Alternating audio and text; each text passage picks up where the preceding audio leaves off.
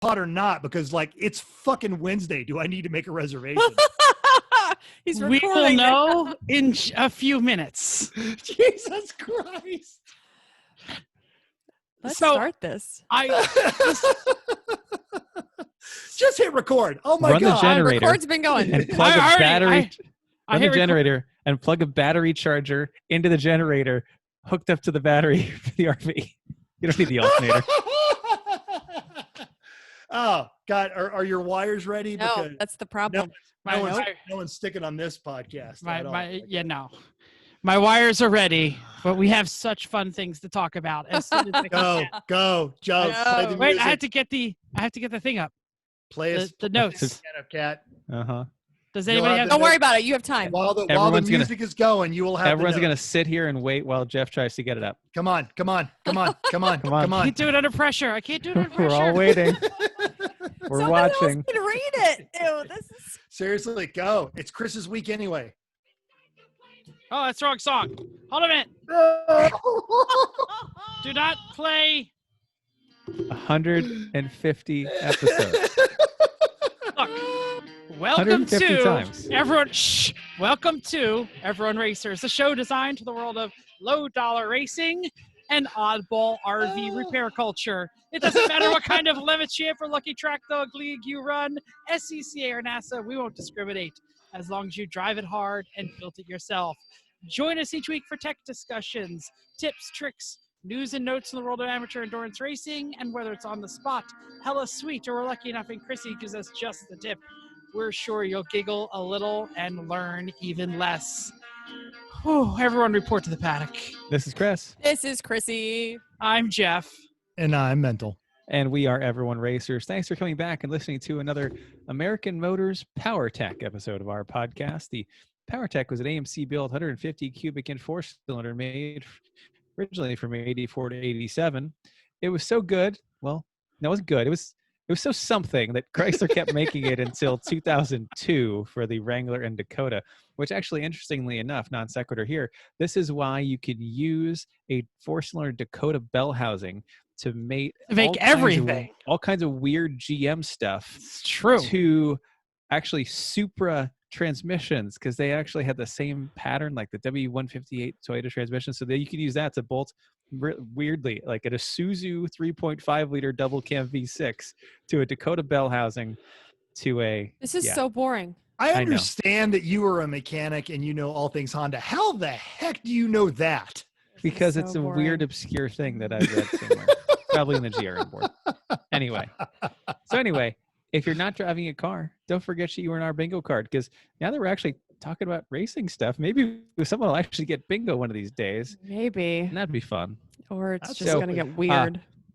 For what you're working on, like, we got to go right to Jeff, because he Totes. was just working on something, and we want to know what's going on. So Jeff, We've been what are you waiting working a on? while. I'm reaching for my phone. Yeah. We are 46 minutes late starting this podcast because, it's my father's birthday, so I was over at my father's house singing happy birthday and stuff. But we are T-minus how many hours until we have to leave for the race? Oh, a lot. Well, it depends on if you want to get there before I the say track closes for or most not. of you guys, 20. 20. More Less than than 20? Less than 24. Less than 20, I'm sorry. We are a less lot than less than 24. Yeah, we are a lot less than 24 hours from leaving for the race in Thompson, the Lake Chargog, GP de Chargogagog, whatever. And there's no electricity anywhere. There's no electricity in southern Connecticut. There's no electricity in southern New York. And there's no electricity in my father's Winnebago, which is where we sleep. And it's the only RV we have this weekend. And for a the only change, RV too. we have for a weekend. So I was just with my brother. I will warn you all that I have listener feedback from a G.A. Wakeman coming up soon, because now that we are on YouTube, he actually listens to us and hears all the... Which one? That's Which the funny one? thing. Oh, Birthday boy or the not? No, the non-birthday boy. All right. And Your brother. He definitely has listener feedback, so we have to be nice. But I will say very gently that his mechanical ability is somewhat lower than some of us. His his contributions are in the era He's of usually radios, electrical. electronics, and Yeah, mathematics. yeah. He's So an it's- electronics guy. And ballast. And he's fine with We- supervision. yes. Like he can take on a supervised task and stop and ask when he needs to, and he'll be totally fine. yes. But So but he like, is his other unsupervised. contributions are immeasurable. Yeah, but So he's he not is. you. He has no so- knee pads. The alternator, he called a Ford dealership and he was like, "Hi, big V10 alternator. Got your VIN? No VIN. Give me an alternator." "Are you sure, sir?" "Yes." "What do you got?" "Tree I fitty?" see where I'll this take is it. going. Oh. So he has an alternator. It may or may not be the right one. It is a Ford V10 in the Winnebago. And for 40 minutes, we couldn't figure out how to open the dog box To get So- to the engine. Yeah. to get to the engine. So I looked under the hood. You know, the hood is like basically like a flap in the front of the RV, and you cannot see any accessories or any engine from there. I looked inside the wheel well, and I could see the entire engine. I could touch all five cylinders, all 5 spark plugs. touch the There's head. 10, but go No, ahead. no, and then go to the other side and touch the Okay. other 5. I don't see any accessories anywhere. Like, I don't see a power steering pump. I don't see an alternator. I don't see anything. So supposedly they all live on top of the motor, and we have to get inside the dog box.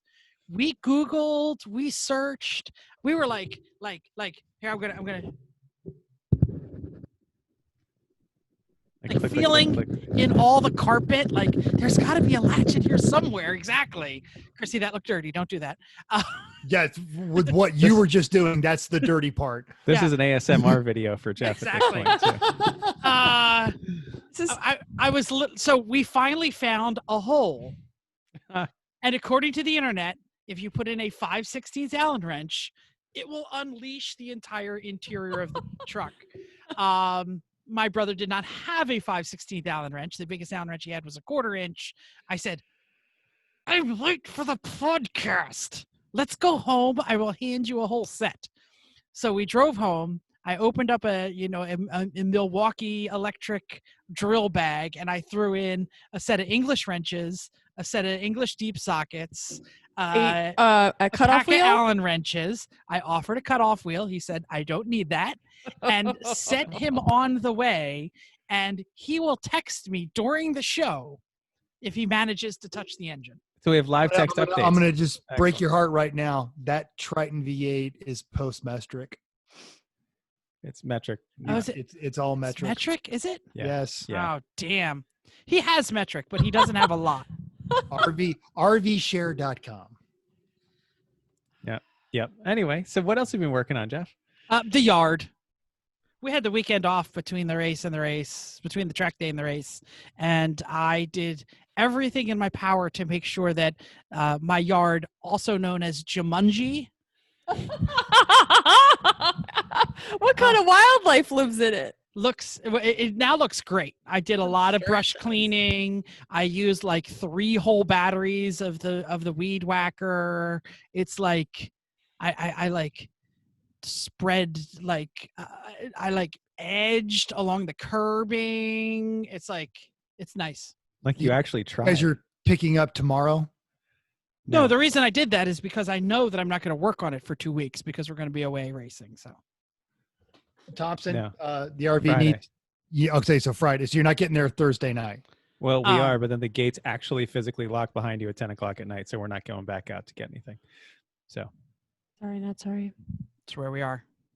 It's where we are. okay. Should I also mention what else I have to do between now and racing, or should I just Yeah, leave that? please. Yeah, that's important. So Chris texted me like Monday, right? Monday afternoon. Yeah. And he said, "Hey man, you got that fire bottle? Any chance it's actually filled and certified?" And the answer is no. No. So tomorrow Yes! morning, Well, well, yeah. no. So tomorrow morning, while my brother is wrenching, trying to change an alternator that he may or may not have the right part for, and he definitely doesn't have the right wrenches for at the moment, I will be driving to North Jersey to get the bottle swapped.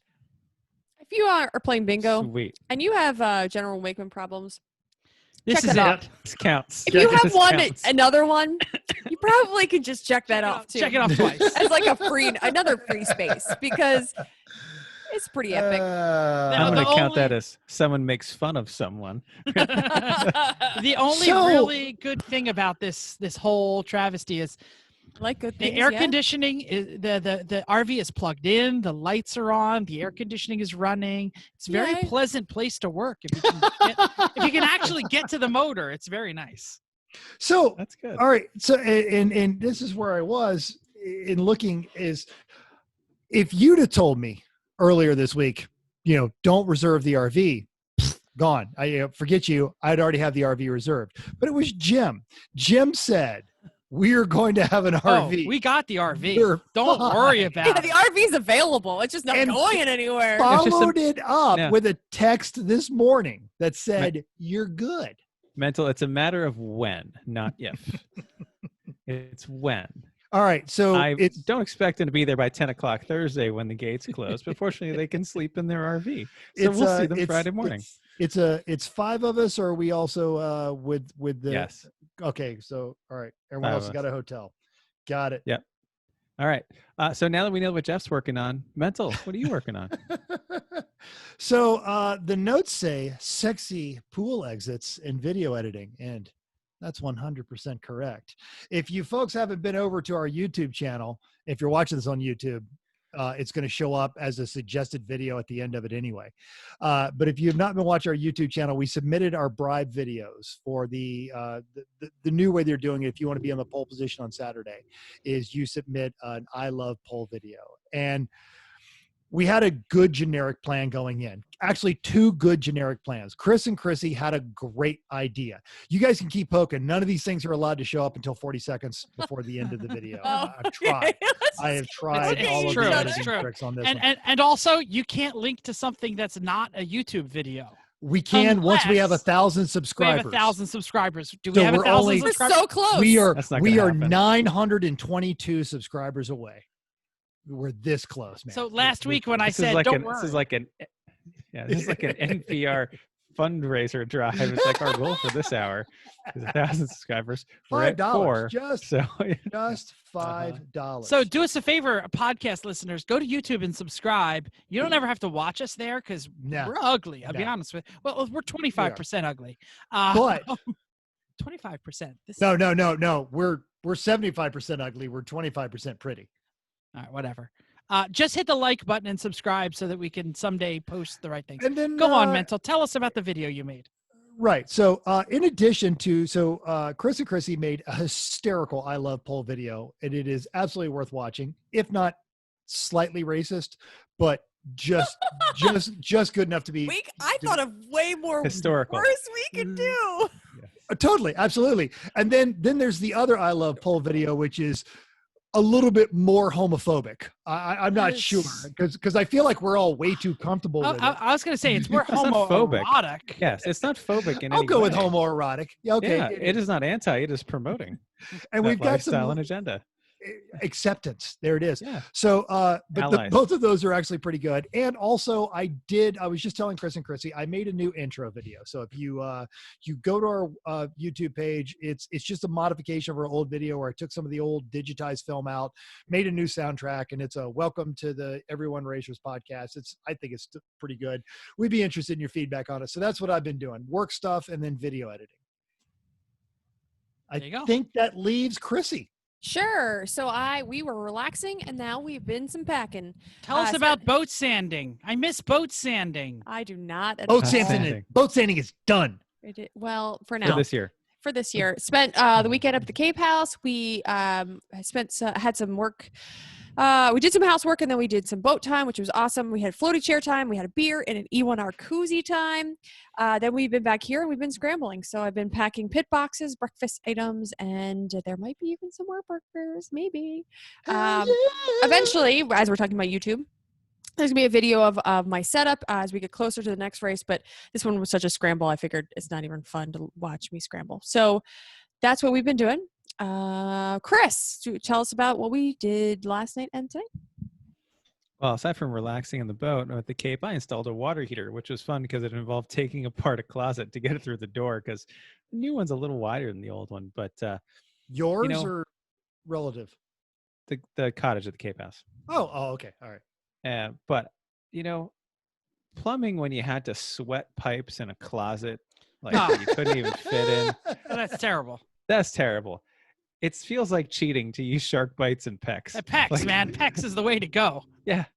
But you got to convert from the old copper to the PEX, and shark bites, it just pops right together and it seals and it works and it's great. And then PEX with the clamps or everything else, like it's so much better than doing it. So if you don't use PEX already, get your head out of your ass and start using it, because sweating pipes is This is now terrible. everyone homeowners. Everyone plumbers. Yep. Great. Totally. And RV owners, don't forget that. Yep. Done some Civic race prep, which really after it ran fine at pit race. The only thing is the brakes are not pulling as evenly as I'd like. So I pulled them all apart, made sure all the caliper pins were well lubricated, and also greased the edges of the pads where it rubs on the caliper bracket. So everything is fully greased right now. So, and everything's greased, everything's bled. I don't know, whatever. It's the alignment is as even as I can make it. This is about as good as I can get it. So, I put some new rear tires on today and did a once over nut and bolt. Put new belts in, the ones we had for the Z, because those aren't going anywhere. New surgical tubing, and we shot that I Love Pole video. I love Yeah. floppy pole. Yeah. We also packed the trailer, Yeah, we did. and we're basically packed. We just have to move stuff into the trailer and truck tomorrow morning. Yeah, it's like food and clothes and Water. water. That's it. No, I didn't let all those sitting out in the car all day in the hot. All right. Yeah. News and notes. Okay, so in case you don't read your email like mental, today was announced that SEMA, the trade show in the very large and very crowded Las Vegas Convention Center, will not happen this year. The governing body announced that COVID has now canceled something else that we thought was fun. They have been providing updates. It was still on, maybe it's still on, but November 1's coming too quickly, and they called it. They're talking about a virtual show. Virtual trade show. So their partnering trade show that we don't really care about, Apex, has held at the same time in Las Vegas, and the same very crowded convention center will be held virtually. So we'll see what happens with that. Another email from this week, PRI, scheduled to be in the second week of December in Indianapolis, still on schedule to be held in person. We'll see if something comes from that in the next month or two. We talked about going to that. It's more race car stuff, and would be interesting to go. We try to talk about going to that one. We'll see. And if you're one of the press credential people from PRI, I would like to offer that our involvement in last year's SEMA is in no way responsible for this year's cancellation. And that's just an irresponsible conclusion to draw. So please, when we request our press passes to PRI, just, We already got them.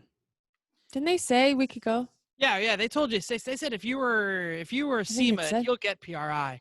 I thought it said so. Quick question: anybody look at their phone in the last 30 seconds? Yeah. No. while I'm looking at it booking right an now. RV, yes, what's up? I'm My brother just sent a picture of the alternator. He got the hatch off.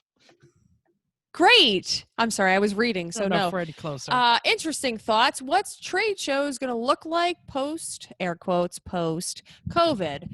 How can you possibly social distance? How can you possibly stay away from somebody else? And who knows what that's And gonna that's look an like. interesting one. The not just trade shows, but like San Diego Comic-Con is gone Yeah. 100% virtual, and not Not as much mockery. of a stretch there. Right. That's Like- a predisposed market. They embrace technology, but the I other think they big like one, each other. they do. The other, and you're not going to get all the costumes and the fun stuff that come with the Comic-Con, but the other big one here is we always have Furries. they call it a white Furries hat. conventions are going to be a little harder to do. No, you can't no, I don't think so. Plainly. If you're in a furry costume, you have you have a face shield on. Chrissy, they do this thing called scritching. No, that's Let's not get into that. Chrissy's point. Different- Chrissy's point is Different you're podcast. protected. Keep going. It's Good. easy to plastic line the inside of your furry costume. Right? All right, so But the furries, other one is great. the black hat hacker convention that they do out here in Vegas. This is a huge one. and the Consumer Electronics shows. These have Yeah, both been CES is canceled. one of the biggest And- shows in the world. Oh, absolutely. And do not mistake for a second that a giant part of this city's budget is based on those, and they've both moved to virtual. It's going to hurt. Yeah, I wasn't thinking about that. I was thinking about because we go and how do you possibly have millions of people a day in this convention center? How do you have that? But then I was not thinking about all the things that it was living off of. So anyway, happy that we got to experience the show in all its glory. So who knows what the next round's not gonna look our like? fault. It was canceled this year. Nope, not even a little. Stop it. Maybe? I don't know. Okay. All right. Am I pressing a agree and continue on this or No. not? No. All right. Okay. No. So in case you haven't heard, Ford has a new CEO, that's Chief Executive Officer Jim Hackett, who led Ford Motor Company's transformation since 2017 as president and CEO, has elected to retire from the company. So Jim Farley currently is the Chief Operating Officer, and he becomes president and CEO of Ford October 1st. He was also elected to the Ford Board of Directors. He works closely with Jim Hackett on the transition over the next couple of months. Link is in our show notes. Find the story literally everywhere in the world. In our show notes. Yeah, the link is absolutely not in our show notes because I'm just not working that hard. When All right. someone can go, We're not putting the link. if you type Ford, it finishes that sentence for you. Yeah. On subjects of stories you can find anywhere, Gordon Murray, the mastermind behind the McLaren F1, has a new supercar. It is all over the interwebs. It's actually really cool. The Gordon Murray Automotive. And named after a Torx bit. Well, the whole company obviously came out of the same consulting firm that gave us Matt Conley Motorsports and Matt Ferenchek Motorsports and Casey Carden Motorsports. So the Gordon Murray Automotive T50 hypercar is powered by a Cosworth-built V12 that makes 654 horsepower, has a red line of 12,100 RPMs. Oh, wow. I want to pause there because I have a 6.29 liter V8 that red lines at 7,200 RPMs, and that is glorious. But a V12 that goes into motorcycle RPM ranges is insane. Yeah. Especially when you combine that with a 2,100 pound curb weight. It's like the old McLaren F1. It's 3-seat style, center driving position, priced at just over $3 million each at current exchange rates. The majority of the only 100 they're going to build have already been sold out, and this was done before they were off the sketchboard. So just start to Google Gordon Murray, and the whole internet thing will finish it for you if you haven't heard that. But generally, I'm kind of geeked out about it. I love this Lazy Link podcast because there's nothing worse than like trying to like find the link and then remove where it says like Facebook redirect. Upcoming races. So we've got a lot of events to get through. This weekend is stacked with races like the before times. But before this news gets buried, thank you. That's lovely. Where's it? Like, No what? trombone. I heard that noise and I have a looked up and kazoo. Chrissy was coughing and I'm like, what the hell? And she That's got like the mouthpiece of she's the got trombone without the super trombone. Rona, and Got she's it. coughing into her elbow. Okay. Well, anyway, this news is going to get buried like the U.S. military admitting they have alien hardware from crashes. But Well, we all we're know going to talk. that. Yeah, No exactly. comment. We're going to talk about the Lucky Dog race in Charlotte. It's next weekend, August 14th through 16th. The Who Let the Dogs Out at Charlotte Motor Speedway, brought to you by JZL Track Days and Chill Out Systems, and is on the 2.28 mile, 17-turn roval course. 3-day events, 18 hours of track time, running under the lights. Under the You know, lights, baby. You missed the early registration discount, but you can still get in on. There's 10 grand in sponsor prizes. Use the super secret discount code Lucky Lemons. Link in our notes. Kathy's great. She runs a great series. We so wish we could be there. If you can still make it, if you're down south, go have fun. It's gonna be a great time. Yeah, there's no way that won't be awesome. Yeah. All right. Bill Strong and the crew from Champ Car, they're headed up to historic Virginia International Raceway for the Lifeline 24-hour classic. I've got to run this race a couple of years ago. It is awesome. VAR is one of those bucket list tracks you should definitely go to. But they have, and it's a proper East Coast race because they've got 71 cars. 21 of those are BMWs. Boring. Boring. 11 Miatas, 6 Hondas, 5 Porsches, and a 1988 Fiero. Good luck, everyone. Be safe. Poor people. WRL World Racing League is running the rarefied air outside of Denver for their double eights this weekend. 27 cars by last update, but we're sure there's more. We just don't have all of the list. It's getting a little out there. But Roland, thanks to Roland for the list. Robert. 11 BMWs. Or is it Roland? Sorry. Still boring. Yeah, still boring. 2 Miatas, 1 Honda, 6 P cars. By the way, that means Porsches. We got some show notes that people didn't know what the heck we were talking about when we said P cars. That's Porsches, everyone. While there's no real interesting cars, some interesting names. Meat Wagon, Meitwagen. Yeah, it's a Mietwagen. It's a Mietwagen. Why is this a funny name? I do not understand. We are Chinese Mietwagen. It's not how you spell it. No, yeah. It's not. So No. Screaming Code, that's another Code Brown Racing. We all know about Code Brown. Looney Tunes, to name a few. Good luck to our buddy Todd Carver. He will be out there with the Rocksteady Racing Miata. And of course, we couldn't forget Lemons is headed to Thompson Motorsports Park for the Lake. Are we sure? Well, I was like, we're leaving tomorrow, so we really hope so. There better be an RV and there. right, and if not, we're just gonna bring a car to a track, and I don't. Then Well, I don't know. more what that to in the do. main topic. Keep going, Chrissy. We're going to Lake Chagog, Gungagugmog GP as the only person that can say it. I'm not saying it again. I'm gonna give you the breakdown. Right into it. Shargagagog, Manshagagog, Chobungagungamog. Anyway, 83 cars, 9 very more boring BMWs, 2 Miatas. Hooray. Oh, hey, wow. 2 Miatas, 12 Hondas. Honda, yo. 2 Porsches and 1 Sunbeam, and the Nice. usual cast of lunatics welcoming a new team that decided to perfect a first race is the Lancia Scorpion from a team at a time. Oh, gee, do you think that's Or going to be you're a Lemons team. It's your first race. You know it's awesome. Lancia. You're going to Lancia's learn good. so much about lemons. Yep, they sure are. Well, they're going to have plenty of people standing 6 feet away watching them wrench on that thing. So good luck, guys. That's fantastic. You guys have made a terrible choice, but we love that you're here. I'm going to leave a beer over here for you. Right. So I'd like to mention that the upcoming Champ Car race is approximately 25% BMWs. The World Racing League event is approximately 40% BMWs. And the Lemons race is about 10% BMWs. Because there are none left. There just none left.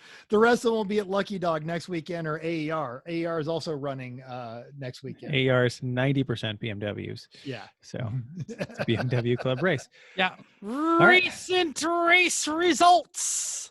Lucky Dog ran their Dog Days of Summer combined 10+24 event at Oregon Raceway Park last weekend. A 24-hour overall went to Rocket Bunny, turning 311 laps.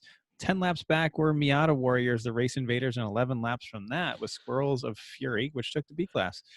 For the 10-hour, Praying Mantis covered 246 laps. That's really impressive considering the 24-hour took 311. Yes. Wow. Damn. Yeah, seriously. While General Leaf, Leif, was 2 laps back, and Flying Low Racing finished on that podium with 230. So nice job, everybody. Jeez, Praying Mantis should have kept going. They could have won the whole damn deal. Seriously. Well, and I my guess, and I emailed Kathy, and she was unable to get back to us by press time, is some sort of red flag happened overnight. But yeah. Oh, that could be, yeah. Yeah. Also, a lot can happen in 14 hours. Yeah. But, apparently only 60 laps. Yeah. All right. If you are just now hearing this, chances are you're on your way to Thompson right now. So it's too late. But in order to assure our domination, we submitted our I Love Poll videos. Now, they garnered some response. They're on our YouTube channel. So go and check those out. Our lovely friend Ohms mentioned, I will attest to the poll fixation of all these dudes. Fair. Alex F. said he always knew the 3-pedal mafia loved pole. And if anyone has to have words with Mental, you do not have to have any screaming matches. Ladies, he drinks White Claw. So you could have a moment of woman-to-woman conversation with Mental now. It was technically a tetanus hard seltzer, or as I call him, Corona hard seltzer. And then Bill Aids pointed out that I am no Phoebe Cates. No, but Good on Bill for getting the reference. And on our other video, which is also delightfully produced by Chris and Chrissy, said, sucking up to the corner workers will get you nowhere without Chrissy's mom's cookies. Awesome. Yeah. Commenting on last week's show, Eric K 914 lover, DJ 914. DJ 914 commented, when does your streetcar become a track car episode? He said, quote, awesome. I have skirted this line for years with my track cars, and a car that does both rarely does either of those things well, LOL. In addition to, after listening to the previous episode, I want to thank Jeff for his petitioning for my inclusion into the Flat 6 group. While my 914 was my first Porsche 33 years ago, he does prefer the Flat 6 cars in most every other way, except Gouda stories. I don't know what Gouda stories. There's a lot of stories you can tell about cheese, so that's important. Okay. Sorry, not sorry. Gouda? But it's Gooda. Gouda? A misspelled cheese. No. It's fine. All right, our Facebook. I'd like to mention that I believe Eric works for some sort of the federal government, so spelling not important. I've seen the interviews with Trump. Yep. Whoa, We're going there? Whoa. Yeah, I've been I'm going misspelling there. stuff for decades before our current commander-in-chief. You True. are absolutely True. right. Okay, our Facebook post about Aaron being cleared to race was almost as well received as the news itself. We can't wait to have Aaron on the team. Watch Hell her yeah. flying middle finger all over the place. He's getting it ready. Aaron is vibrating with excitement right now. Yes.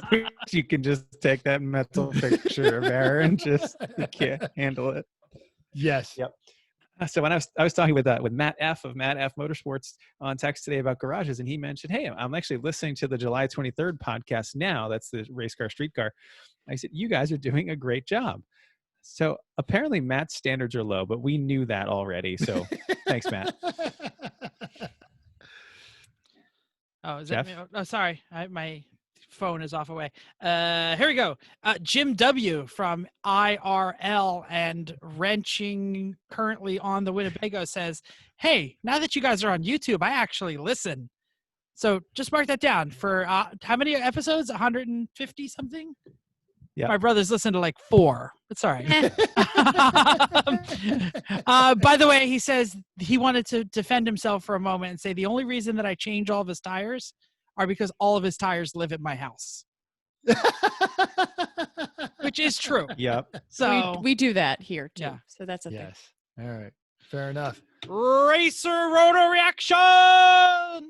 So, as most Sunday nights, the I Suck at Racing 24 Hours of Lemons iRacing League was on, and Chris and Chrissy joined me and Ryan in the announcers booth Sunday night, and then Chrissy got bored and went to bed. She Just just like had at enough. the very end, and it was past my bedtime. All right, so Jay Becker won a hard fart battle to victory for the 2R Funduro at Sonoma. Brian had actually cut the fuel capacity on the Camaros and the Mustangs, which actually called some strategy and made for an interesting race. As always, it is fun hanging out with Bearded Sim Racer. You should check him out on his YouTube, his Twitch, and all of that, and tune in for any of those esports automotive actions, even outside of lemons. He does a really good job with that stuff. This Sunday, I believe it is going to be the Silly Hats No Wheel, No Pedal race. Looking forward to that one. Absolutely. And for our own E1R race, Monday night races were at Daytona Rallycross. Mental and his stupid AMG were horrible again, but at one point apparently he did turn around, drive into the pits in order to flip 2 Rally Beetles and a guest listener in a Pro Cheap truck. Second race was a little bit better, but we're always hoping us what? I'm sorry, it's just bad typing. My bad. Yeah. Hey, second race is whatever. We race on Monday nights. It's the UNR Race League. It's 2 of them. Usually we try to mirror the upcoming Lemons event, but almost always allow the 87 NASCARs because they're fun and stupid. So email us or social media for the password. It helps keep out the North Korean spam bots and all that kind of crap. So, but if you like endurance racing and you like brakes, and you know 4 letters of the best endurance racing pads. Technically 2 letters, 2 numbers. True. True. Bubba Wallace. Stuff. You got it. Wallace, absolutely. Yeah. You got it. Never noticed above walls. And because I whine when they don't, the AMG GT is also usually available if you've purchased it. Yeah, and I usually, if that one's available, usually we try to put it in a place that it has no business being. When we like a did dirt rallycross at class. Sonoma, yes. Yeah. And or at Daytona, it wasn't much better at Daytona. But if you're driving one of those Legends cars, I just look at you as a Super Bowl. I will launch you. I weigh more than 6 of you, and the front of my car is a wedge, and I have all of the horsepower. So yeah, I'm just going to try and put you into the stands. That's my rule. Great. Awesome. You know who else always tries to put people into the stands and they get hurt in her way? Chrissy's mom. Hi, Carol. Chrissy's mom. And she is up to date on her podcast because she travels now. She's awesome. Well, she was a little behind, and then she was like, we're talking about the race this weekend. She was like, I know everything about it because I listen to your podcast. I'm hella behind it on my podcast because I haven't been traveling to work back and forth since March, but I started again. So since Monday, I have been furiously catching up on podcasts. I will catch up to E1R sooner or later. Yeah. Last few weekends, we've driven to Cape Cod, Well, Pittsburgh, pit race, yeah. Cape Cod, and now Connecticut, and then Cape Cod, and then, yeah. Yeah, you guys must have Anyway. caught up on everything. We did. So, main topic time. If you're watching this, now you're gonna have nightmares. Scary. That was the scariest thing. It was. I love doing faces. We already mentioned, but I just want to catch up a few things here. We are Wednesday night at 9:00. We have races that begin on Friday. We have tech times and everything, and we probably should at least mention what's happening around the East Coast. We already mentioned our woe/intrigue with RVs and fire bottles that need recertification, and this is kind of our first lemons back, but we got a lot of friends out there who are also not prepared or semi-prepared or not making it to the race, so we should probably cover some of them. Hey, Donnie, I know you're listening, or maybe you're not, because you have no power. For those of you who haven't been keeping up, Donnie drove his Saturn all the way up from Floridasville, all the way to Long Island. He's hanging out with Mirrors Out for Tully, and they have no power at the moment, and so does a large portion of Long Island. So They plan on making it, but they're running off generators as we speak. I don't know if they have any wrenching to do. I don't know what they have to do, but whatever. Have fun in the dark out there, you two. Well, we can mention half of our team is not coming. A third team not coming. Yeah. So they've got no power and kids and wives and elderly relatives, and no one has any power. And they're like houses that are flooding, right? I mean, Yeah. What does anyone know how to pronounce the hurricane that just came through? Isaias? Is EAS? EAS? Yeah, something like that.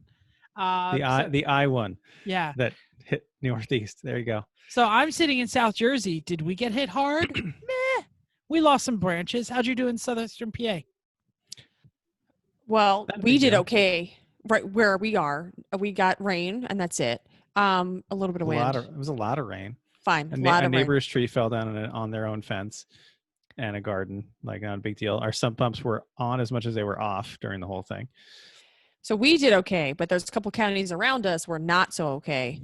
Doylestown, Bucks County. So that's about an hour from us, closer to Philly. They had some significant damage, had tornadoes and cars on top of cars, and they had more wind. So there was kind of, as Chris noted, as we kept watching the storm, there was a side of the storm that was more wind and more rain. So we were on the rain side. So I think we get hit with the rain side too, but some ginormous trees came down in my neighborhood. It just happens that my house is already cleared.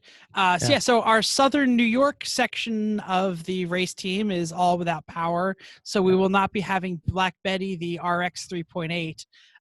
And that also means Darren, who is coming in from the South Rona states. His COVID test cleared. He's got his cleared test. So he's got that going for him. He's allowed to enter Connecticut, but his race car won't be there. So he's decided to stay home. Yeah, but the way hurricanes work in the Northeast is that if you're east of the hurricane, the eye wall as it passes by, that's the windy side. If you're west of it, that's the rainy side. Well, and you mentioned with all the trees going down, the way it always happened in Georgia and Florida is the nature of a hurricane being circular is the ground gets saturated and the wind goes in a circular. It's like working an old mailbox post out of the ground. You just work the trunk of the tree around in a circle, and with the ground saturated, eventually the tree comes over. And that's why they always take the whole root ball with them. They've been worked loose like an old fence post. And I think I learned my lesson about making fun of hurricanes after Hurricane Sandy when we were coming back from New Hampshire, and we're just joking, oh, hurricane, whatever. Chris pulls in and goes, oh gosh, I'm going to have to rake my leaves. And then we got up the next day and saw the actual devastation. And it was probably 5-6 minutes of regret before we started mocking Governor Chris Christie on the television as he was giving news conferences. So he's fun to mock. Oh my gosh, that was awesome. Bad lip reading for Governor Christie is fantastic. All day. That's what we did all day. All of the delis will remain open. Oh, I think that was before he went to the beach that was closed. It was, yes. Oh my God. There was this part where he was talking about the devastation in the boardwalk where he grew up as a kid, and he was like, it was right there, the store where I used to get my cheesesteaks and my pizza. and people were, the poor guy was just upset that he lost his favorite place to get a snack. But man, people were like, oh. Come on, dude. How did you're just teeing it up for the people now. Come on. Without a doubt. So yeah, right. So that's what's going on. And we should also mention that the track right now doesn't have power. Meh. But we have received an email from Lemons HQ that says, send it. We should do they have it. Do they have a flag? I need 2 flags. I need one that's green. I need the one that's checkered. And they don't need lights for that. They've been running at CMP for years, and that place don't have any power. Exactly. Yeah. We should pack a lot of headlights. You know what? They already licked the stamp. It's time to send it. Yeah. Yep, I should say this. This is the interesting thing, and we've hinted at this, and we probably had a show on it, but it's is everyone on the show that's without power, and this is not to mock them, but like one of the concerns of our teammates is his mother is without power, so he needs to make sure that she's taken care of, and God bless him for that.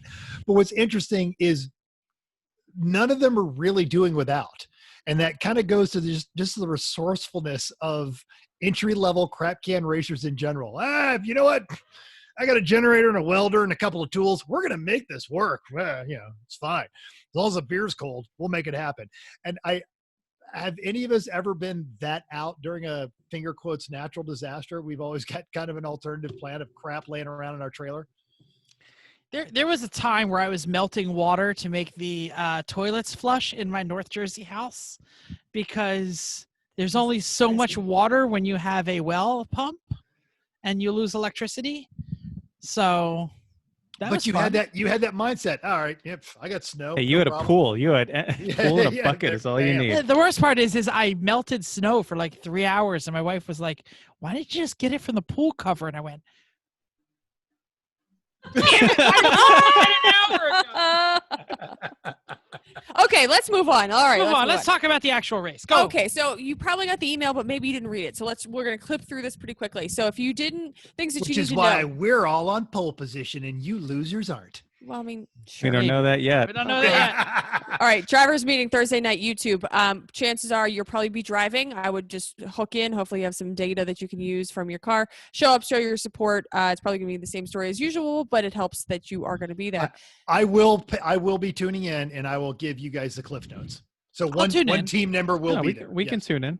Yeah, you can tune in. We'll really, and it's going to be. We'll be sitting in the paddock by then, so it's cool. It's going to be on later anyway. So, like, even if you can't make it at 7, it's still going to be there. So watch it at 11. Watch it whenever you can. Just watch it, okay? But how do I ask stupid questions if I'm watching later? Email them. Oh, Nick, come on. Nick Stop. loves stupid questions in advance. Don't. That's a great way to get. Come ask get us. on the right If you have a dumb question, ask us. Just email to Steve at 24hoursoflemons.com. He will promptly respond. Do we know who's judging? Eric. Okay. So our fifth host. Okay. Great. Which is why I'm assured that our Phoebe Cates production will get us on the pole. Okay, I've been interrupted. If you have interrupt Chrissy, I've been interrupted at least 4 times today. Just saying. Okay, so if you want to get in, you are not allowed to get in if you're not on a list. You should need a if you're not allowed to spectate. Only people allowed there, and they're super serious about the people that are on the list. They're like, just don't even show up. They won't give you. And also, this is through the grapevine. If you're trying to get in, apparently New York is threatening some kind of check-in or check where you're coming from. So people passing through New York City. One of our New York City friends said this. Not sure if there's anything what's going to happen, but just take the tap because that's the better way to go. That's the Tappan Zee Bridge. Whatever. This if you is the George Washington Bridge. don't go the Governor Mario M. Cuomo Bridge. Whatever. True, It's the tap. No, who cares? It's a beautiful bridge, though. There's like all right. people on the West Coast going, "What the hell is the tap?" Eh. Well, they're not Yeah, going to be well, here. You're anyway. not going then. There are people on the other side of the Mason-Dixon line. Florida man Donnie's in New York right now. He has no idea what you guys are talking Yeah, about. but who he's traveling with knows something Oh, yeah. between the GWB and the tap. You shut up. You don't speak. We get pulled over, Donnie. All right, because I got this. Because if anybody says going the GWB is the right way, they're wrong. Okay, so have your license ready at the gate. There's only one wristband this time. No table in. So just they're going to ask for you, and they're going to put a wristband on it. Bring your own pen because they're not going to have any shared pens. And Chris and I were in a place one day when we didn't have a pen, and it was awful. And I just wanted to die. So make sure you bring a pen, and maybe you want to bring one for your friend. If it's a throwawayable, I already packed 3. One of you can have one of mine if you need it, but don't be without a pen. Don't catch the Rona. Bring your pen. Yes, mental. And I get it. You're in your car and you're like, oh crap, I forgot a pen. I'll just be the one. They're not giving you a pen. I just did this 2 weeks ago. You're not getting a pen. If you ain't got a pen, you're screwed. So I'll stop at a friggin' gas station and buy a pack of pens. Right. Sit up at a bank and steal one. But doesn't they have don't that have chain. banks. No, you yes, can't true. go to a bank and get TD a pen. Bank. Yes, TD Bank. You get a pen everywhere. Okay, fine. All right. Follow your timing for tech. So there is a tech list that you should go in. There's all kinds of instructions. One person goes in. They have your tech sheet ready. They are not going to probably give you that either. So make sure that you have one. It's the only cup of pens in the house that doesn't have a TD Bank pen. We steal them all the time. Okay. So Thanks for checking. there's That's some good. normalized. This is good internet. A good podcast. Good. I know. Normalize social distancing and mask rules. Just be smart about it. Don't stand next to people. The minimize your paddock space, which we're going to talk about a little bit. Don't come talk to us. We're really fun, but you have to stand over there for a little while. With their gear tech, you have to wear your gear to gear tech, including your socks and your Hans. You're supposed to not have your Hans, but make sure you bring it, or at least stand in with your friend. I did gear tech last in New Hampshire, and so many people forget their crap. So show up once, bring all your shit. Don't forget it. And don't come around if it's not on you, because nobody wants a bag full of stuff. So you can lay it out on the table and you can get all up in people's stuff. Mental, you're first. The gear tech thing. Can't tell you. It was a small percentage, but a double-digit percentage. The people that walked up with all their gear in a bag go, hey, where's gear tech? And I would just look at them and go, can't help but notice you're not wearing it. And then they would look at me like I was stupid. When I looked at them and go, clearly you didn't read your email. So should I see you in the penalty box? I know you're already a moron. So if you're listening to this and you haven't, hard mental. the Venn diagram of people that listen to this podcast and actually read their emails from lemons or 2 circles on top of each other.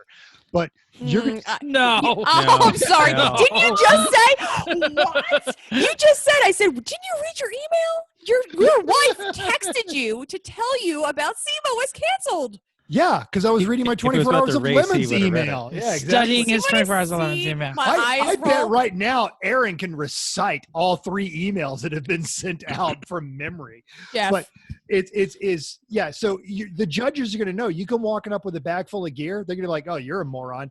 And I would offer that this is going to be the way of the future, because this way people like Chrissy don't have to touch your nasty, sweaty, stinky crap. Serious. I was like, I'm not touching that.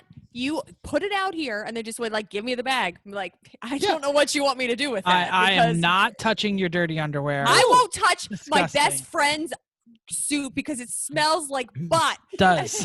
And I was like, Jeff, Smelly you man. I smell- can't help it. I was like, this is disgusting.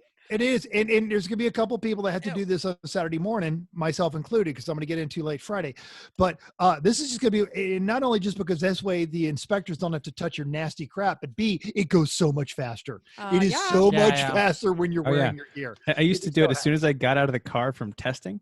I would just walk over. Hang on. I'm going to walk right over. That's how I ended up doing gear tech in my suit, because I went over in my suit and then said, hey, do you need help? Let me just do this for you. And then I wore my suit the whole afternoon. Jeff, did you have a comment? No, I did, but it was, I don't want to touch your dirty suit. Ew, and this is an improvement probably of just don't forget like socks or and the underwear. So if your suit needs underwear, a third layer, make sure you have that. No, we're not doing that. Show 'em like this. Yeah, sure. Yes, but you need to have it on. Okay. All right. Enough about gear tech. Fueling in hot pits or pumps, not and the fuel pump. The hot pits are not labeled, no problem. But leave your gigantic Texas-sized truck out of frickin' hot pit lane. Or out of the that's not what I meant. Paddock. I meant the where you get at the pumps is what I meant. Oh, okay. Because you always try to go in that way, and then you always have to like back out because one car can fit because there's so many freaking gigantic trucks there. Yes. Or the little tiny spot where you can get through the wall. Don't bring your Texas edition F850 there. Just bring your damn wagon like everybody else. Yes, I know you parked way in the Black Lake because you got there late and you didn't get a garage. Yeah, you're absolutely don't care. Right. Don't ruin it for everybody else. And honestly, we've seen most of you. You could use the workout. Wow, shots fired. I wasn't going there, but okay. Make a trailer for a bicycle. That's a lot faster. Totally. And you can probably make that around with this crap you find around. The Limitarians, that little train that they hook up, that's not just efficient, it's entertaining to watch. Okay, we're horrible. Yeah. We have a lot to talk about here. Bathrooms are going to be squeaky clean. They're going to max 2 people at a time. There's going to be lots of extra porta potties available. Not sure how it's going to go. All right, let's move on. All right, let's talk about the paddock situation. Go. All right, here's the paddock situation. We just heard track entry is going to be available on Thursday. This is rare. Usually there is the giant calling in CF on Friday morning. Yes, incompetence personified. One poor girl there trying to check all of us in at the same time. I tried to like ask if I could help her, and she was like, "No." And I remember you tried to ask if you could help her, and then she's like, "No." And then after about another minute and a half, you're like, "Okay," and you just grabbed 2 clipboards and improved the process by about 200%. I don't know that I did that. But pass it back. I definitely. I probably did that. But I also. Because that's what I do. I fix problems. But I also went down to track management and was like, someone has to go help that girl. Like someone, you send someone now because there are 800 people in that line. And they're like, yeah. By the way, that lovely young woman is not to blame. Because every year they have the same, whoever is working there. The year before that, it was some dude flunky, and he was all alone, and the line went to the road, and it's crazy. But it's not going to happen this year because you can get in Thursday. We'll see. Only 5 to 10 p.m. If you're after 10 p.m., like my brother and I probably will be, because we don't even have an alternator changed yet. We'll see you at the Walmart, okay? And then we'll come in Friday morning just like everybody else. Thompson paddock is not huge. It's small. It's tight. So really, if you see a spot and there's 10 feet between you and the people around you, take it, claim it, be it, love it, live it. Don't try and get down to like near where tech is and stuff, because those spots are reserved for those who have garages. So just go to the field, pick a spot, and take it. The weather this weekend is supposed to be great, so don't worry about the floods that we've had in the past. If you're worried like, I don't want the spot because it might flood, it's not going to rain. You'll be fine. Just go over the bridge, go straight and to the left, unless you have a garage, then go right. But just go straight into the left. First spot you see that suits your fancy, go. Take it. A lot of grass, by the way. Lots of paddock space on the grass. There's kind of like tiers because it goes up the hill. There's also, if you go across the road, there's the Black Lake that Chris was talking about. that's kind of a bit of a free-for-all out there. There's not really a whole lot of order. There's not lines or anything, but there's I'd totally rather be on the grass on a hot summertime thing True. than sitting on a Totally. giant piece True. of pavement. Yeah. Thompson is deceptively warm. Yeah. Like, Some people years like- it's been. They're like, oh, it's Connecticut. It's not going to be that hot. Yeah, it is. Oh, not this weekend. So it should be looking a Like, little cooler. Only 85 this weekend, not like the weekend. Which makes a lot of difference. 95 The one time it was and- 95, 97. That's really Yeah. tough. Yeah, with Mhm. lots of heat lightning. No paddock up on the hill by turn 10. There's no paddocking on the hill by turn 10? No, not up on the hill. That's what where the bonfire is. Oh, Like, you yeah. can't- There's like the toppy, The big tippy hill. top tier. That's not Yeah. paddock space. You don't want to be up Yeah. there. Yeah, I got that. I didn't know where turn 10 was.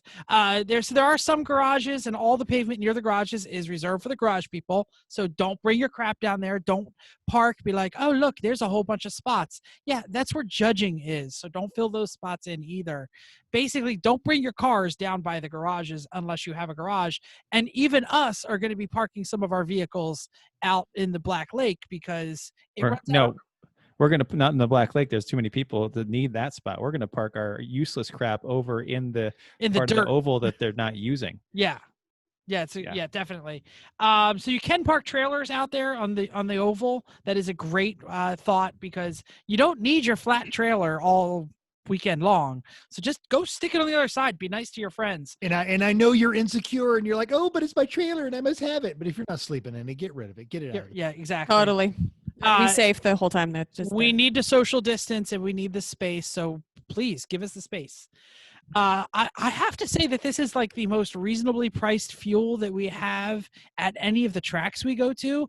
I don't know why. They do run out sometimes, but we once did the math on whether I bring the drum or don't bring the drum, and we go off, and it was a reasonable difference between on-track and off-track pricing. Yeah. So It's varied a little bit, but it's better than most. But hey, this week we only have one car, so we've got 8 jugs.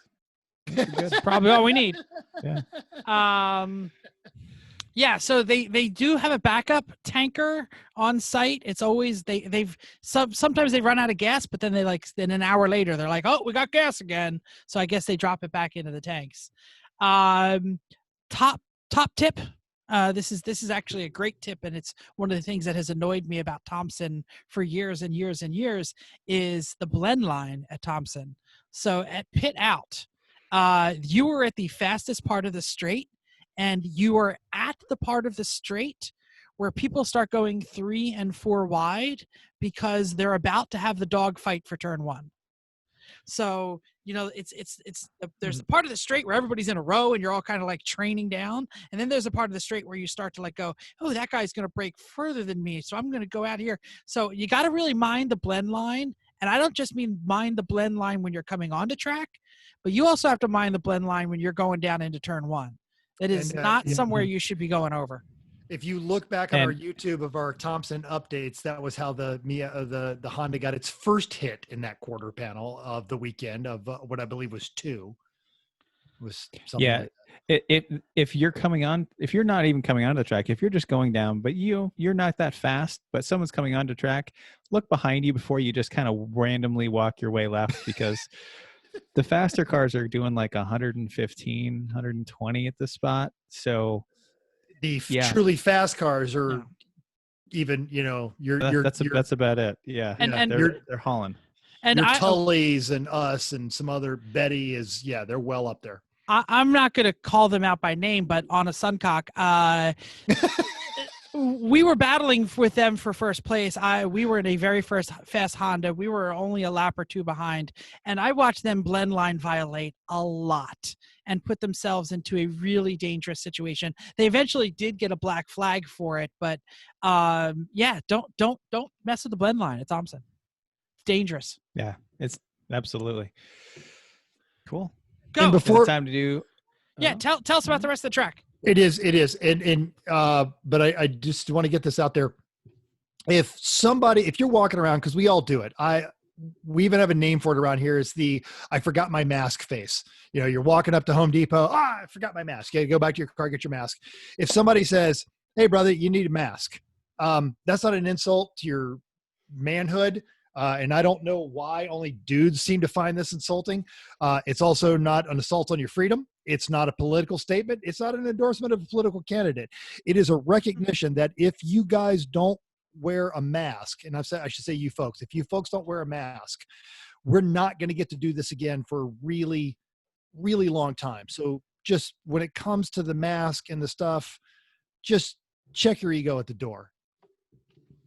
And I would love to say this is my last soapbox, but I had an entire rant on the safety thing that I took out.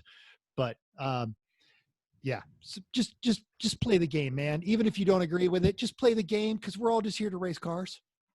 You can go cough on your teammates in your paddock all you want. I'm down with that. Lick Cough on your teammates. Lick their stuff. That's great. No, let's not Just- even joke about this, okay? Like, let's No, not.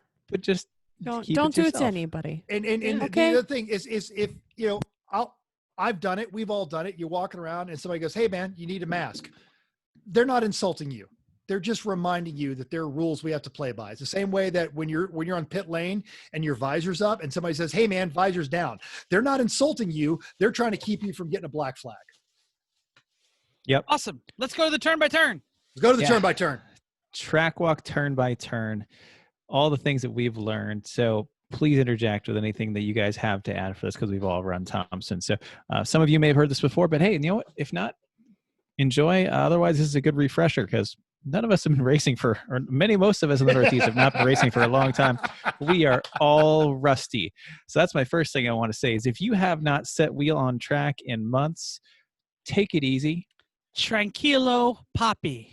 Everyone has a different rusty. Your rusty might be slow. Your rusty might That's for be Santiago, by the way. I would like to get a pronunciation scale on my Spanish. Okay, great. Your rusty might be overdriving the hell out of your car and spinning out. Don't do any of those things. Try just to take it easy, bring yourself back gradually, warm yourself up, remember what you're doing. Unless you've done this recently, you will be rusty. It happened to all of us 2 weeks ago at pit race after not racing since October. It was great to have that tune-up. If you haven't had it, be careful, because this is what you're going to make mistakes, because you're so charged up. You're so ready to go. So excited to be racing. Right. Yeah. Don't let the red mist overcome you. Work yourself into it. Don't ruin anyone else's weekend or your own. So, starting the straight. Jeff addressed the blend line. Thank you very much. The straight, first off, it's not quite straight. There's a kink to the left, right at the blend line. That's when things start to get bad. Don't be the one to pinch someone off into the grass toward the inside there, because you're trying to straighten it out. We're all trying to make room. Straight also goes uphill in the braking zone and then flattens out after the one board. So that means you've got a little more braking power there than you think you should because of that uphill. So usually if you brake around the 3, that gets you off the gas in time for the turn. For 1, about 1 is usually when I start to come off a little bit off the brakes, but I don't come all the way off the brakes until I'm into the corner. You trail your brakes into turn 1 a little bit if you can. 1 is pretty tight. Yeah, but when you're coming with all that speed down the straight, you can trail into 1. It's okay, but just watch out, because if you get on the brakes hard when you're going uphill, as soon as you crest that hill, you're going to lose that traction. You're going to lock them up, and you're not going to have the braking power or the turning power you think you should. So you have to modulate your brakes, do most of the braking early, gradually back it off, and trail yourself into 1. Mental. Is it my imagination, but also at that little kink on the not straight, does it narrow a little bit? Or do I just feel like that because I've got a blend line and then the trees get a little bit closer? Yeah, it's mostly you feel like it, which is why so many people, if they're not on the left-hand side, they cheat to the left, which if you're the car on the left, you get pinched, and that's when people put wheels off there and they're going at really high speed and they're trying to brake, and that's when people spin and hit stuff. And like, really be careful there. Like, watch your mirrors before you move, please. Turn 1. It is off camber initially. So when you first start turning in, you're going to feel like I got nothing. But halfway through the corner, you get the camber back. So you trail the brakes in and then power yourself out of it. There is curbing on the left. The curbing is okay. It's not tragic, but if you stay on the curbing too long, there is a ditch after the curbing that will break your car. So don't stay on that into the ditch. Otherwise, your teammates are going to have to rebuild their splitter when you get home. And Yes. that's no fun. Yes, Yep. you will. Absolutely. Yep. Don't do that. Number 2, turn 2. Is this an extension for 1 and setup for 3? So whatever. This is just however you carry yourself out of 1. I usually end up tracking at about 2/3 of the way, and then go back to the right to set up for 3. This is nothing. 3 is a pretty standard 90-degree left turn. It is slightly off camber, especially on the outside, and it goes uphill right afterwards. Nothing really exciting about it. My end of braking is usually just before turn in, because then you get back on the gas for a short straight right afterwards. Mental, you had your hand up for something? And I'm sorry, what I wanted to talk about is, the turn. It's a very simple turn, but so many people tend to, and it's labeled here as the golf club turn. That's 2. That's yes. 2. Yeah, this 3 is 3. 3 is there. Right. Before we get into 3. Left. But last year, more than 3 cars had to be towed out of the runoff out of 2. Because that's where they were all, exactly where Jeff is pointing right now. If you're watching this on I don't YouTube. even know how you do that, honestly. But like 3 or 4 cars did, because they underestimated the absolute simplicity of everything he just said. It's an extension of 1 and a setup for 3. I don't even know how you can do that. So 3 is the left by the access road. That's what we're just talking about there. And because you're sharing your screen, I can't see my notes. Oh, so sorry. how do I minimize this? Oh, okay, fine. Can I say something about 3? Can I say something about 3? Please. Probably the most important flag station in the track is right there, because this is a very blind section that I think a lot of things kind of happen. So a lot of that, missing a yellow there can be very disastrous. Or coming onto the straight, like you're down going over here. a blind. No. Well, where you just were. There's a whole bunch of really important. It's true. It's true. All the flag stations are important. No, but they're really, because there's blind hills, there's blind corners, there's stuff you have no way of seeing a lot where people are going to spin. So and sometimes there's traffic if there's something happening in the next corner. And this, after 3, 4, where I can't see it. That's the problem. Yes. It's a flag station on the left side as you enter 3. You can see it clear out there, and they're actually pretty good about signaling, and they can see things that you can't see. So that needs to be in your cross check. Otherwise, you're going to roll yourself into a high speed bad situation. Yeah, Jeff, you can leave that up. I've got my everything to split screen now. Got it. There we go. All right. So 4, that's also the clubhouse turn on here is what it's called. And we take the far one. We don't take the little short cutoff turn that you see there. It's all the way up to the end. This is a really tight right-hand hairpin, like really tight. Mm-hmm. On the straight leading up to it, though, is like the main straight.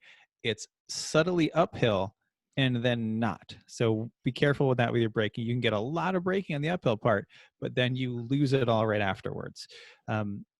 That it is off camber all the way around. Yes, it is. It is really slow. You have to slow yourself way, way down and then throw the tiller way over. Yes. I usually like a single late apex. Yes. Later than you could possibly imagine. Yep, exactly. Mm-hmm. Single late apex. And then get on the gas. You're going to push wide. There is room to the outside. There is a curb. There is pavement beyond the curb, but it's rough. So try to avoid it if you can. The curb is, I'm pretty sure, pretty rough too. Yeah, it is. Yes. So you can get saved if you do it wrong, but you don't want to. Try to do it right. Just single late apex, and you'll be happy. And recognize that not all of your competitors on the track listen to this brilliant podcast. And so many of them, especially early on Saturday morning, are going to screw that turn up colossally. Yeah. And I just hang out and wait on the inside and wait for them to push wide and then scoot on the inside behind them. And use your instincts. You know the morons when you see them on the track, and you know the ones, and it's not slow cars. One of the cars, we like the Tuna here. They were actually really good in that turn, but they knew they were slow, and they were predictable. But there'll be a lot of folks that go in there and they cook that way too hard. If you find yourself on the outside of a heavier car, you could find yourself tangled up in some twisted metal. So it's an endurance race. Don't be so anxious that you're passing on the outside of that clubhouse turn, especially on Saturday morning. Yep. My end of braking here is just after turning, because I'm trying to keep a little weight on the nose to actually get the car to go around. So it's just a tiny bit of trail, like not much, because you can't ask the front tires to do all that much on that one. So All right. Anyway, 5 and 6. This is under So, the bridge. Before we get there, this is one of my favorite passing zones. Okay, between 4 Because and I 5. think a lot of people screw up the clubhouse turn, Yep. and they It's, don't. it's wide here. Here. So you can really set somebody up in this kind of area. But you've from got to 5 be way faster because you can get around them, but you've got to have enough power to get around them quickly. Yeah, it's short. All right, 5 and 6 is the under the bridge turn onto the stock car oval. You can't see anything that's going on. And if you're going to pass someone here, you've got to set yourself up so they definitely see you before you start. Because if they're looking all the way through the corner and you try to cut yourself on the inside, they're probably not watching you. No. So, and also if you go on the outside, they're probably not watching you there. So like you really set yourself up well on this one. If you can make some great passes though, like if you've got someone that you can get next to and they see you, I've passed a lot of people here, but you've got to be careful. So this can be a double or single apex. I haven't really found one or the other is especially faster. I think a single later apex I prefer. You drove me around that course and you made me do both of them. And I'm a lot more comfortable with the second, with your single late, super late apex. The other one made my heart rate go up too much. Yeah. For the new people on the podcast, single late apex means outside in. Well, it means outside. Your brain is going turn. You go no. And then you turn. And the double apex means you're in here, out here, in here. This does not help anybody who's help listening. Right. So I think we'll just talk it through, Jeff. Something that's helpful here is eyes up. If you're looking towards the track out where you're going at the little patch that's over across there, I think you can get away with the single apex if you are not watching yourself go around the corner and you're just going to take the apex. And if you're looking out and at the next, as soon as you shoot out that end, I think eyes up in that corner is very helpful to be able to. Didn't you call it the Dorito or something when we did our track walk I'm getting there. Okay, sorry. First off, the corner workers are on your right after you come over under the bridge. There's corner workers on the right telling you what's going on in the oval. So know that. The apex that I always point for here is after you've come under the bridge, you're right as the pavement changes from the new stuff under the bridge to the old stock car oval, you lose camber. But right on the left is a little triangular patch of pavement, and that's what I shoot for an apex. If you apex there, you're going to be set up well for the fact that you're about to lose all your camber and the fact that the pavement's about to get old and crappy and slippery. So you have to get all your turning done on the newer pavement before you get to the oval if you can. That's why you aim for that little triangle. And once you see it once, you'll see it every time. You'll know exactly what I'm talking about. There's a triangle on the left at the apex. It's all the way around the corner, but that's there. And if that's your apex, you'll do fine. Especially because as you come out onto the oval, at track off, there's a big ditch because a lot of people go off and they go off early. And the curbing isn't nearly big enough, the candies. So if you go too off early, you hit a big bump to get onto the curbing and then another big bump on the side and then a big bump after it. Just if you apex late enough, you'll be able to enjoy the straight on the oval and not have to worry about the track out. And it's a patience corner, 5 and 6. It's wait, go. And there's a few patience corners in this track. That's one of them. Cool. 7 and 8. This is the top of the oval. I think there are essentially two lines on this, inside and outside. There's not a huge difference in speed between them. So a lot of it's just going to be pick where the traffic is not. In our car, some testing I did, I found the outside line is faster when there's limited traffic, but it's really close. So the outside line is stay up on the banking as you come into the oval, and they have a line of cones to keep you from actually just going around the oval. And those will last 2, maybe 3 laps. They last longer. All than of that them usually, last for a while. Every once in a while, they get adjusted pretty quickly. Most people don't want to go up that high. But I think it works better because what you're doing then is you get a lot of your turning done while you have the banking of the oval. Yes. And I think it works pretty effectively. So you kind of come up to the cones, stay up on the banking, brake super late, and then turn in hard while you're on the banking. And at the bottom, when you get to the newer stuff, your suspension's loaded and you're going to get a bump, and then it's going to unload. So you've got to unwind the wheel a little bit after that bump because you're not going to be able to keep that level of turn in. So turn in hard, unwind at the bottom, carry speeds to the sweeper, and keep the apex really pretty late here because the spot you want to track out normally and go back onto the oval again, there's a really big bump in the middle and it will upset the car. So if you are coming around the corner and you're going to make a super late apex and you're flat out going onto that little straight, great. If you're not going to make it and you're starting to push wide, give up a little bit and go wide because you'll miss this big ass bump that's on the transition. So point at the T for Thompson, whatever it is there, and get out of the way. T for Thompson is right on this wall on the far side of the track. Let me just say real quick here, how you can tell where the bumps are is the color of the pavement. Because the bumps, when people hit it, their tires are being rubbed off in those spots. So you can kind of see like where the paint exists and where the paint doesn't, and where the dark exists and where the dark doesn't. So you're going to use those visual cues and the T for Thompson. So when he says T for Thompson, on the outside, there are going to be concrete barriers that they lay out there. And it on says your left Thompson, at that point. On your left, correct. On your left, and it says Thompson Speedway. There's a star and then a Thompson. And I think my first, because we went out on Friday and he kept saying T for Thompson. I'm like, what the heck is he talking about? And then on Sunday, I'm like, oh, T for Thompson. It's right there.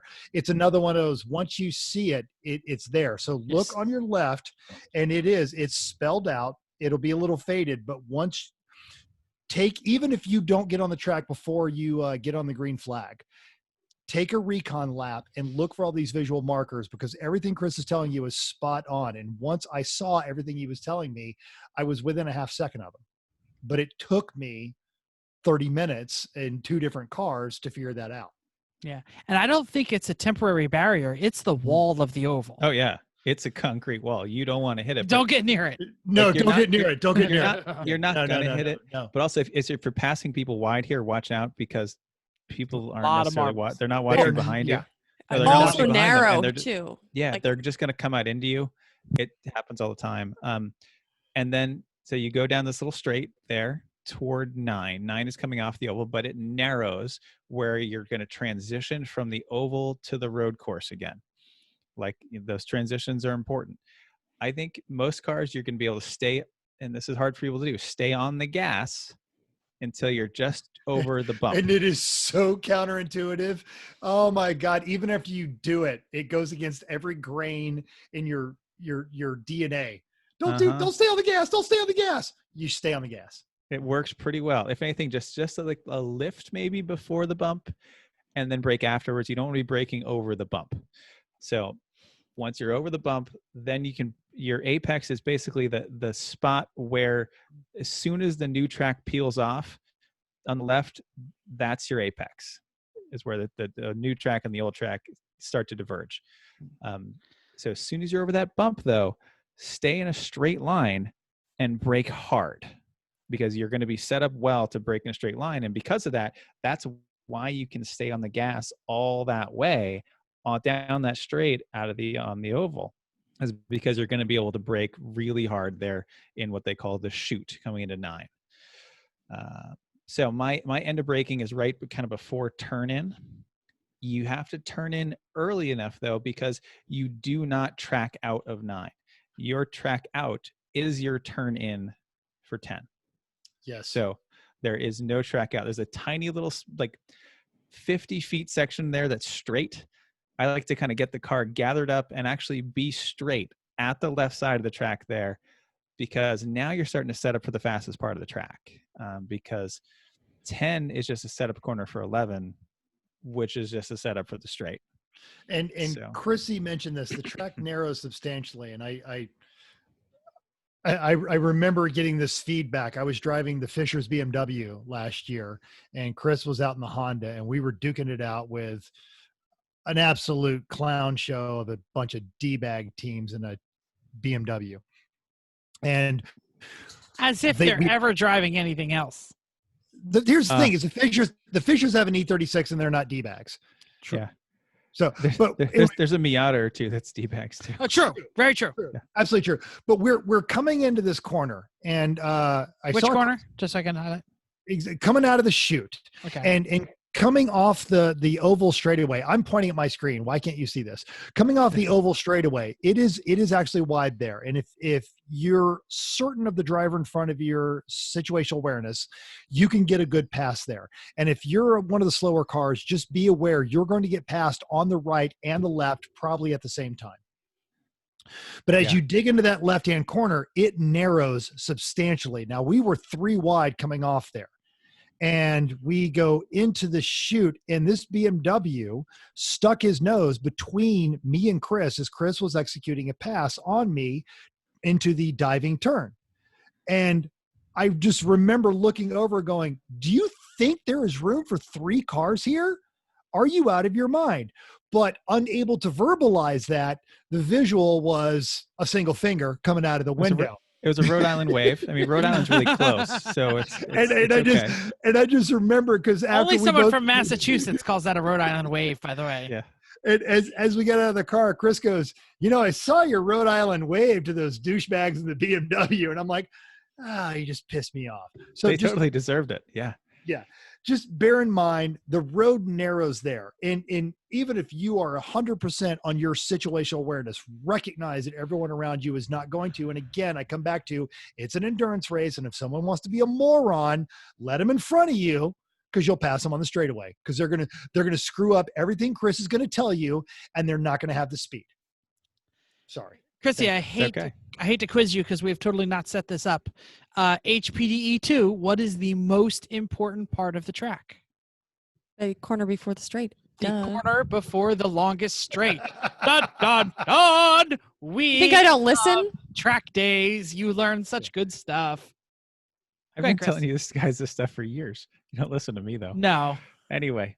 10 10 on the map here is called a diving turn. This is just a setup corner for 11. It is a 90-degree right. It is off camber and it is downhill. Yes. So you do not have as much speed here as you think because the camber is going against you and the downhill is going against you. Fun place to watch the hotheads absolutely lose their shit. But this is it because it's a 90-degree turn. It's just kind of a normal inside out, outside inside outside apex corner. You're going to want to track all the way out. You may or may not need to brake at the end of the left curbing as you're tracking out. You basically track out, keep going. The slowest cars will at least need to lift to set the nose. Well, how about this? All but the slowest cars are going to need to at least lift, somewhat brake. Mm-hmm. I usually like a nice solid off on lift. Don't need the brake, but just enough. It slows you down just a little bit. You mean in 11? Setting up for 11. This is out of 10. Out of 10. Oh, okay. Yeah, down here. Okay. The track dives down a little and then comes up. Yeah, because 10 just sets you up for 11. They kind of get talked about together. So as you're coming out, you're tracked out of a 10. At the end of right about the end of the curbing on the left, that's where I usually do my little lift and then back on the gas gradually. Don't smack back on the gas shaft. It's not binary, but just ease your way back into it. In a Miata, it's binary. Sure. Yeah. In the old Honda, it was binary. That's true. So here we go for the long straight. 11 is very deceptive going in because it looks really small and you cannot see the way out of the corner at all. It looks tight and it goes off and you can't see it. So you don't know that you can carry lots of speed and that there's a ton of track out and there's an uphill, which is going to compress your suspension and give you more grip. So come into it, just after your lift or touch of the brakes at the end of 10, patiently ease onto the gas in 11, get to that apex and hang on to it, but you can then start to track out and stay on the gas as you start to come up the hill. As the track widens out, and you get toward the straight. But now be careful though, because I see some people track way out here, and then it narrows back down on the straight, and they have to kind of cut back hard to the right, which causes problems for people behind them. So there is room if you screw up, but don't regularly track all the way out, because you don't need to if you've done it properly. Yeah. Can I mention real quick to those watching on the podcast, this looks like a pre-production diagram. So the widths that we're talking about aren't exactly referenced here. Right. I would also say that turn that Chris just walked through is the most viscerally satisfactory turn of the track. When you get it right, you're going to know it immediately. And it'll take you a little while, because it requires faith in your race car to crest that hill with your foot on the throttle and let it wiggle a little bit. But when you do, you're like, oh, that's what he was talking about. This is awesome. And done properly, the exit out of 11 will totally jack up your math for turn 1, because you were going so much faster. Yeah, that is absolutely true. If you do this right, and this is a scary straight, because this straight is fast and it narrows and it goes into a tight ass turn that most people don't know how to do. Yeah, and we already mentioned a blend line that people screw up. Yeah, and that when I'm coming into that dog leg in the Honda, we're doing like 115. We're at the top of 5th, or maybe even to 6th, depending on the run you get. So like, that's when it's scary to be trying to pass somebody. Even though there's plenty of room, it looks like there's lots of room. If they creep left because they're not seeing you, that's really tough. So watch out. If you're in a fast car, again, it's an endurance race. Give up that position, because if you are catching them on the straightaway, you'll catch them again, and you don't need to endanger them or you. It's just hard when someone moves over when you look like you got all the room in the world. That's a whole different world. Right. When you've got a 30-mile-an-hour closing speed at least, and they're just moving over, be careful. I'm just saying, for people that are on there, if you're not up against the left side of the track, don't squeeze the people that are going to pass you on the left. I should mention 2 things down here by pit in. This is probably one of the easiest, gentlest pit ins in the tracks that we run. Pit in people never get in your way, because they are not in the way at all. And right down here is where on Sunday afternoon, Half Dan will blow your freaking doors off in that Cadillac and pass like everybody 3 wide with 2 wheels on the dirt. And I'll be like, man, how does he make that Cadillac fly like that? Also to point, just as you're cresting the hill on just 11 like is a flag station on your right that you need to see, because you can't see a damn thing over the top of that, and you're probably doing 80. So watch that flag. Yeah. Yep. Awesome. Should I unshare? Are we done talking? Yeah. Well, we're done talking about that. And I was scared of this track last year, because I'd never driven it, and I'm watching all the videos, and it's hard to understand on video. We've talked about this. Video is very helpful, but it's hard to understand on video, because it is a conglomeration of a circle track, and the portion of the circle track that we run in the opposite direction. Do we? I had no idea. Yeah. They run the other way. And the drift track. So you get all this rubber, and depending on the weather, the rubber will change moods on you in the middle of this. And it's also a very old track. Yes. Like it is a very old track. They've modified the design, but a lot of it is basically what it was like in the 50s. So yeah.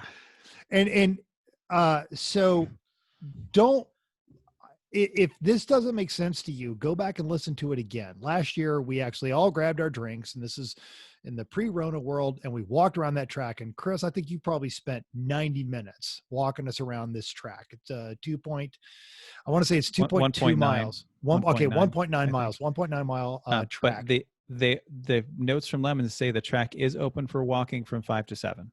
Okay. So I can't lead a track walk with 30 people like last year, or like I was supposed to do this year. Actually, we were supposed to have the official Lemons one. Official Lemons advanced and rookie track walks led by the 4 of us in 2 separate groups. It was going to be great.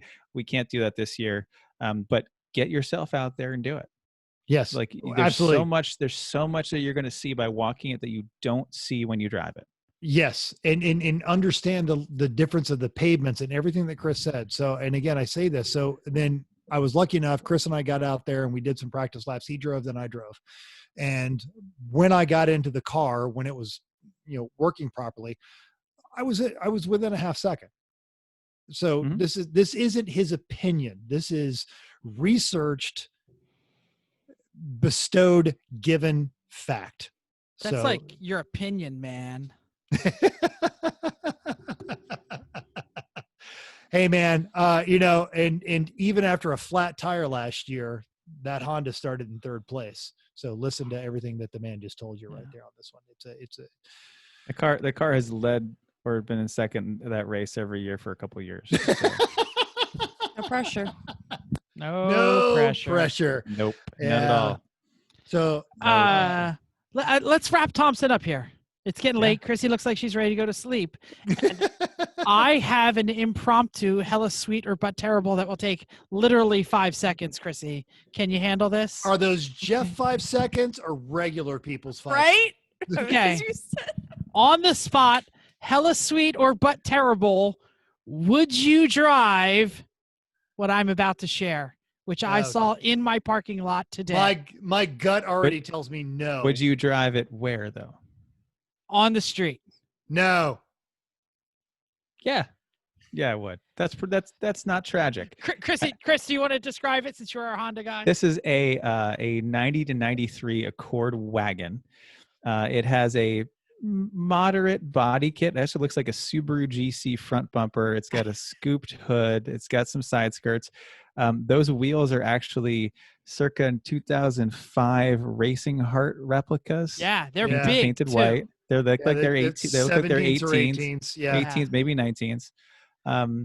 It's like a light blue. It's like it's done, but it's fairly tasteful for what it is, and it's kind of period correct.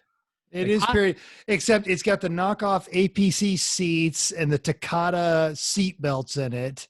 Yeah. My money says it's an automatic. It is It's not. very, I checked. It's very clean though. Like very clean. Very clean. It is clean. For I'll New give Jersey. you clean. It is. Yeah. Well, fact. Yeah. There. Yeah. All right. Well, that's my would you rock it? I saw it in the parking lot and said, my neck snapped like bing. Where did that come from? Where did that come from? On if roof it's done for right- life, yo. If it's done right, it's got a Prelude H22 and about 200 horsepower. In Oh, it, you know what? This was a grill, so I could have. If I see it again, I'll get a little snapshot under the hood. So, anyway, that was my on the spot. I just wanted to get to it before we get to our favorite section of the day. Just the Tip. All right. We're talking rushing. Don't Just a do little. it. Yeah, Just for a Russians, don't No. mess with our election. Stop it. Stop interrupting me. All right. I was just thinking about what happens on Saturday during a race. You and your teammates are probably sitting around watching your phones. What's on your phone? Race monitor, probably. Pornhub. I don't know. And when a call comes in the radio, Only in Lamino. and your car and it's your car and something's broken. So everybody starts to scramble. And if you're doing well in your class or in the race or both, you're all crazy. It's a Team America secret signal. No. Oh, I just wish you should you just need to watch the video just for this. That's what's going on. So bad things can really happen when you rush. Okay, so have a plan. This seems crazy to most people because they don't have a plan to start with, but who's going to handle a fix? Whose hands and head probably was going to be in the smallest space that everybody's trying to crane in to see like what's going on under there. And so that maybe who's going to be a tool runner. So if you have somebody, it's sometimes it's better and faster to have one person standing in a toolbox who can get whatever's requested. That person should probably know where things are and how their tool setup is, just so then they're the people that are actually going to go find the tools. Where are all those big and heavy things that you are going to trip over? Where are they? And what about when you have those big and heavy things that you need to move and put somewhere? I'm talking about the jack and other things. But when you put the jack under the car because you're going to rushing and you're going to try to put it under and you're just going to throw it under there and it's precarious, what's going to happen? What happens if the car falls down? Like, what do you, maybe on somebody or not on somebody, race over, right? So all of you've done a whole bunch of Season rushing, over. right? You've done a whole lot of rushing, and it's not helping anybody. So we're not talking about this for speed. It's not because you're trying to do things the fastest. It's because so people don't get stepped on, they don't get rolled over, they don't get kicked, all of those bad things. And really, and this is serious stuff. I think if the car can be crazy hot, there's always spiky things hanging off of it. It's so easy to be able to get cuts, scrapes, bruises, whatever. It can all happen so quickly. So seriously, no one wants to go to the hospital in these times on this race, and also they're closed this weekend. I'm pretty sure all of you had some your wheels are probably going to be 500 degrees if you've been going this hard. So watch out. Mental. Do you want to say something? Those guys' hand up. I've seen 3 truly brilliant pit stops in real life on the amateur side of this. And in every one of those cases, it was exactly what Chrissy talked about. The first one was the Fat Crack Racing team. They lost an axle on their Honda Accord, and they did exactly this. One guy, literally, his job was to hold the axle, the new axle. The car pulled in, the driver starts unbuckling, someone yells at him, "Don't you do a damn thing." And he sat in the car and someone handed him a bottle of water. Someone else put a jack under the car. That was the person's only job. They jacked the car up. They slid a jack stand underneath it. Left it on the jack, but they had the jack stand underneath it. They hit the wheel. The axle comes out. Guy hands axle to person. New axle goes in. They did it all with welding gloves because Chris said they were 500 degrees. Hot. That car, a mid-'80s Honda Accord axle swap, less than 20 minutes back on the track.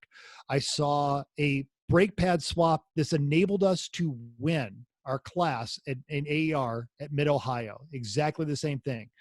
We knew the brakes were going. We knew we weren't going to make it till the end of the race. 2 people on either side with holding brake pads in their hands. They both had impact guns ready to pull the wheels off. Beside them were 2 other people with jack stands and jacks. And they jacked the car up, got the jack stands underneath it, did exactly what they could. 3 minutes, 14 seconds for a front brake pad change on an Indy NC Miata. Back out, won there. And the last one was last year at Thompson when Chris got a wire. Who the hell gets a safety wire in a tire? But we got a safety wire in a tire. When exactly. we're leading. How long did that tire change take? 3 laps. Yeah. But Chris, did you get out of the car? 6 minutes? Nope. No, you well, didn't. I don't know that the whole tire change took that long because we had to go around. Yeah. Go By ahead. the time I came in, Yes. we said, oh, the tire's flat. Okay, great. Grab the tools. We had no idea what the problem was at that point. Grab the tools, remove the side skirt to be able to even put a jack under the car. Yes. Right? Yeah. Get the jack under, get the tire off, go get the other tire, get it back on, torque down, drive around the garage. Allowed to get out on the 5 track, miles and an then you hour. had to get back on track. Dale checks my wristband. Right. So realistically, the wheel swap, the diagnosis and wheel swap took under a minute, probably. Fact. But I have to everyone say that- had an assigned job, and the primary on the car was in the car, stayed in the car, and everyone did exactly what Chrissy just said. And on Sunday morning, despite having a flat tire for an entire lap and a 6-minute pit stop because of all the nonsense that goes with it, that car started in what position? 3rd. Damn Skippy. So I should say that Chris calls on the radio that there's something wrong with the suspension. I immediately suit up. I put on gloves. I put on my knee pads. My knee pads are always on. He pulls in. Before he even gets it in the garage, I've already started looking under it and have seen that the tire is bad. I shout. And you cleared everything. I So he shout, would have- tire, tire, tire. And I don't have to say, you go get a tire. You go get this. You go get this. Everyone kind of knew that I was going to dive under it. And everyone fed me exactly what I needed because I said, it's a tire, it's a tire, it's a tire. Yeah, but that's not necessarily the way to go.